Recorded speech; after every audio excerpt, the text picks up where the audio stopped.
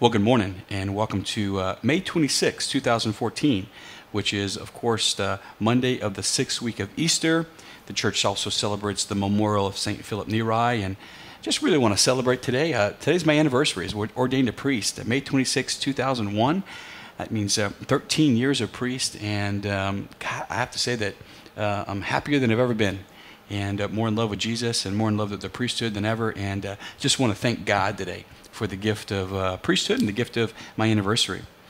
Today is also day one of the Institute for Priestly Formation 2014 summer programs. And what I thought we would do is just kind of walk through the summer together.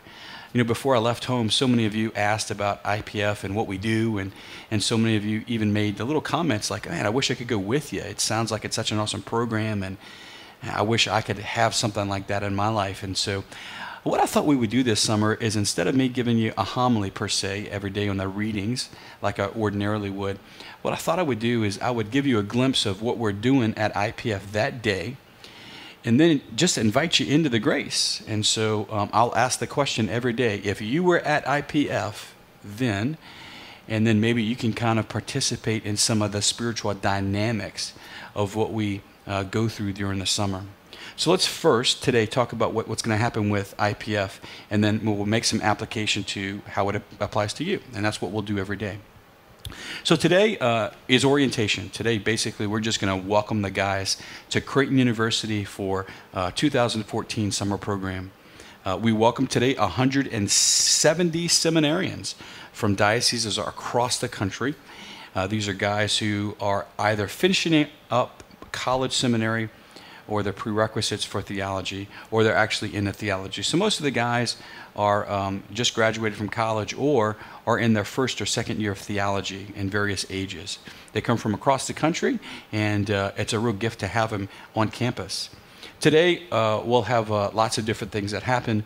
We'll go through some orientation covering everything from, you might say, a theological lens through which they can look at the summer, as well as just some practical details. And then in the afternoon, we'll continue orientation by drawing them into the early contours of the class that we're going to teach this week. This week, two things will happen. They'll spend some time in class, which is a class on prayer. And in the evenings, they'll spend some time with Father Tim Gallagher as he introduces them through the context and the concept of discernment. A lot of what we'll talk about today is just inviting the men into paying attention to their desire. What is it that they want from the Lord? St. Augustine once said that prayer is actually a construction of desires, and our desires, when they are aligned with God's desires, propel us into communion with God, dispose us to receiving grace, and allow our lives to be filled with the blessings that come from God. When our desires are disordered, in other words, when they are detached from God, when they are not ordered toward God, when they're ordered toward providing for ourselves, or us grasping at things that promise us pleasure or happiness but never really fulfill it, when our desires are disordered or detached from God, then they lead to desolation. So we're asking the guys to pay attention to what is it that they really desire in their spiritual life, and therein encouraging them to know that God is in those desires. So, if you were at IPF today, we would encourage you to pay attention to your desires. We're going to be on a pilgrimage this summer. We're going to walk together for the next 10 weeks, and I would just encourage you to ask yourself, what do you really want? You know, the summer is a lot of time, it's, pace is different with kids, or it just feels different with vacations and different things like that. And the summer, a lot of times, is a time where we get distracted from the rhythm of life and the rhythm of prayer. And it's really important for us to know that this could actually be the best summer of your life. And this could be a time in your spiritual life where things could be even more vibrant than ever. So what do you really want from God?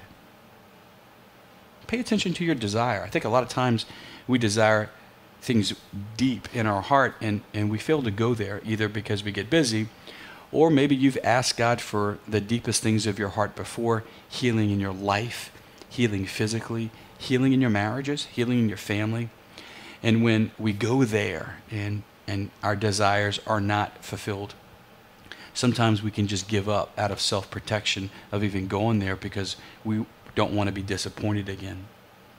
Or sometimes we don't ask ourselves about our desires because maybe our desires are not in line with God, and to go there, to go deep within what we really want, would perhaps expose that our deepest desires are not in line with God.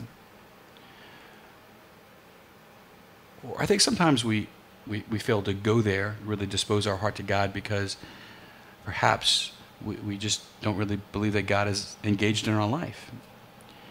Like for whatever reason, we in the past may have not taken our desires seriously.